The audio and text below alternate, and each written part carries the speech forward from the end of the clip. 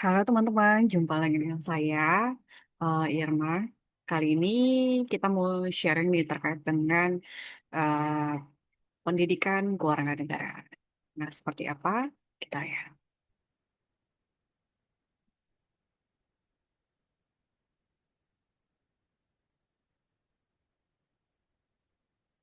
Oke,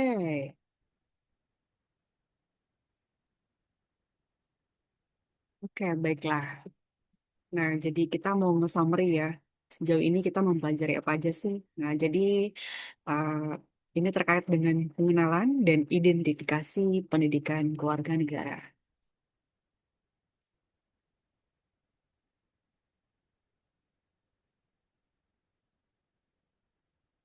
Oke.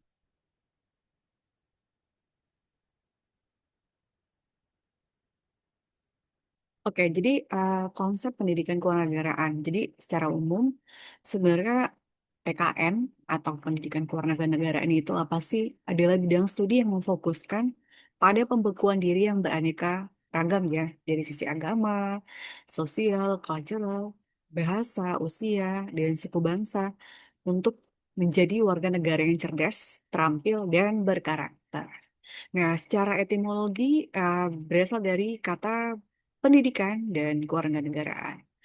Nah, jadi tujuannya apa? Untuk membentuk warga negara yang baik, good citizen, yang memahami. Jadi kita tahu nih hak dan kewajiban serta bagaimana caranya untuk setia kepada bangsa dan negara. Nah, tiga komponen utamanya itu apa? Yakni uh, civic knowledge, pengetahuan tentang politik, hukum, dan tata negara, and then kemudian civic skill, keterampilan berpartisipasi dalam kehidupan berbangsa, dan civic disposition, karakter atau sikap mental keluarga negara. Nah, ini semua kita tahu pentingnya apa, urgensinya apa gitu ya. Nah, jadi ini kenapa sih masyarakat Indonesia itu harus mempelajari yang namanya pendidikan kewarganegaraan? Nah, jadi ini tuh didorong oleh kebutuhan untuk menjaga keberlangsungan bangsa di di tengah tantangan zaman gitu. Jadi kita tuh diberikan kecerdasan, memberikan bekal pemahaman secara komprehensif pastinya mengenai wawasan Nusantara, ketahanan nasional juga, dan hak asasi manusia. Nah, jadi pengembangan karakter dan identitas ini menanamkan rasa cinta tanah air kita ya, nasionalisme kita, agar identitas nasional kita itu tetap terjaga dari arus globalisasi. Oke. Nah, ini juga pentingnya, urgensinya apalagi selain itu. Nah, salah satunya adalah penyatuan keberagaman. Jadi kita itu menjembatani, kita kan terdiri dari berbagai suku, agama, ras, golongan. Nah, itu jadi satu kesatuan yang utuh tanpa menghilangkan identitas masing-masing. Dan kemudian menjaga stabilitas dan keamanan. Jadi kita bisa meminimalisir potensi gesekan sosial dan ancaman disintegrasi serta memperkuat solidaritas nasional. Oke, nah keseluruhan tadi itu tertuang di dalam Undang-Undang Dasar Negara Republik Indonesia tahun 1945. Seperti itu. Nah, sepatutnya kita harus tahu hak dan kewajiban kita. Salah satu hak warga negara Indonesia adalah, jadi hak yang paling mendasar itu adalah diperlakukan secara adil dan mendapatkan perlindungan hukum yang sama. Ini tertuang dalam pasal 27 ayat 1. Nah, lalu mendapatkan pekerjaan dan penghidupan yang layak sesuai kemampuan dan upah yang manusiawi. Ini tertuang di pasal 27 ayat 2. Lalu kemudian ada lagi kebebasan beragama. Jadi setiap kita bebas memeluk agama dan beribadah sesuai keyakinan masing-masing. Ini tertuang di pasal 29 ayat 2. Ada banyak lagi sebenarnya seperti di pasal 28, kebebasan berpendapat dan lain-lain gitu ya. Nah, selain hak, kita pastinya tahu dan sadar tentang kewajiban warga negara Indonesia. Jadi kewajiban itu adalah menaati peraturan tanpa kecuali ya. Itu satu layer dengan pasal 27 ayat 1 tadi. Nah, bela negara juga itu merupakan kewajiban kita. Jadi bela negara itu contohnya adalah wajib ikut serta dalam upaya pembelaan negara, pertahanan dan keamanan, berpartisipasi dalam sistem pertahanan dan keamanan rakyat. Oke. Nah, lalu kita mengenal yang namanya model Astagrata. Model Astagrata ini apa? Adalah perangkat hubungan bidang-bidang kehidupan manusia yang digunakan oleh Dewan Ketahanan Nasional untuk memetakan kekuatan nasional Indonesia. Jadi model ini dibagi atas dua kelompok besar. Yang pertama Trigatra atau aspek alamiah. Jadi tiga aspek statis yang menjadi modal dasar ketahanan nasional, geografi, kekayaan alam, dan kependudukan. Jadi kekayaan alam tadi contohnya nih sumber daya alam di darat, laut, dan udara. Lalu kemudian kependudukan itu kualitas, kuantitas, dan persebaran penduduk. Lalu astagrata aspek berikutnya adalah pancagrata atau aspek sosial. Nah, jadi ini contohnya apa? Ideologi, pendidikan, politik, ekonomi, sosial, budaya. Nah, contohnya misalkan politik nih, kita paham kehidupan politik dalam negeri dan luar negeri.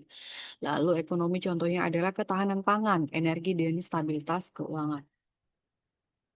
Oke, jadi dinamika ketahanan nasional ini merujuk pada sifat fleksibel yang berubah-ubah dari kemampuan suatu bangsa untuk bertahan terhadap ancaman dan situasi lingkungan strategis global. Nah, lalu perspektif penegakan hukum yang berkeadilan ini merupakan sistematis. Jadi tidak hanya dijalankan secara kaku yang hanya berdasarkan teks, tapi juga secara agregat. Jadi menyeluruh esensi keadilan yang hakiki. Nah, jadi elemen-elemen kunci yang ada dalam perspektif itu bisa dilihat dari keadilan substansi versus prosedural. Jadi keadilan yang prosedural itu adalah penegakan hukum yang berfokus pada pemenuhan syarat administrasi dan tata cara hukum yang berlaku. Oke. Oke, pendidikan keadilan restoratif, restoratif justice. Penegakan hukum modern di Indonesia ini beralih dari sekedar pembahasan retributif menuju pemulihan keadaan semula. Fokusnya apa?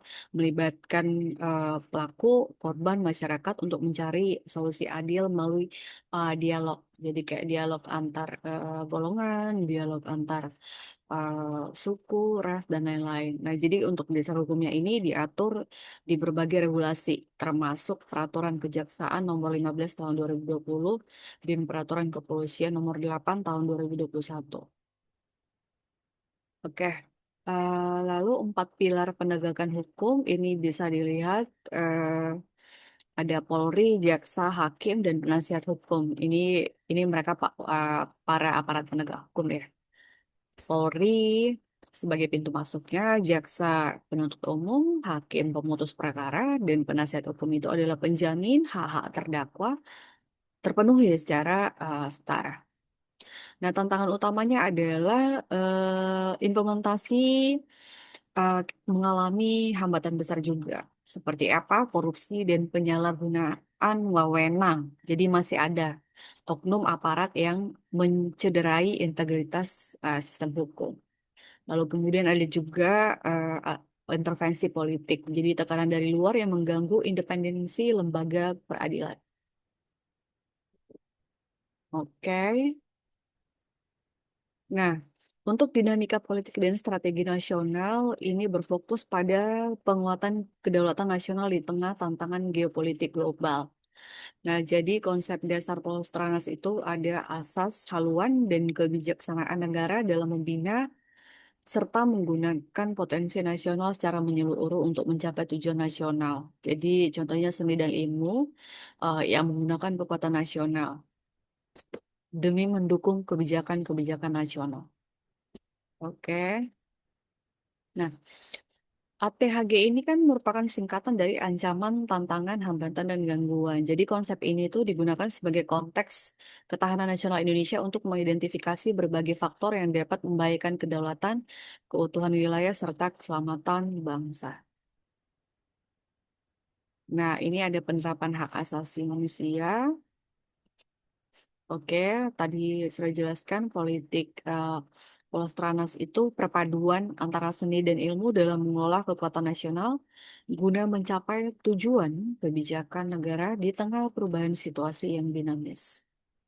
Ya, saya rasa itulah summary dari kenapa sejauh ini kita harus bisa ngerangkum esensi dari apa yang telah kita pelajari gitu. Jadi ini tuh gunanya adalah semuanya untuk membangun karakter kita, karakter pendidikan kewarganegaraan di dalam jiwa dan raga setiap warga negara Indonesia.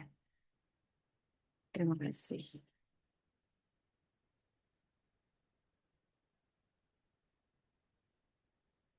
Terima kasih.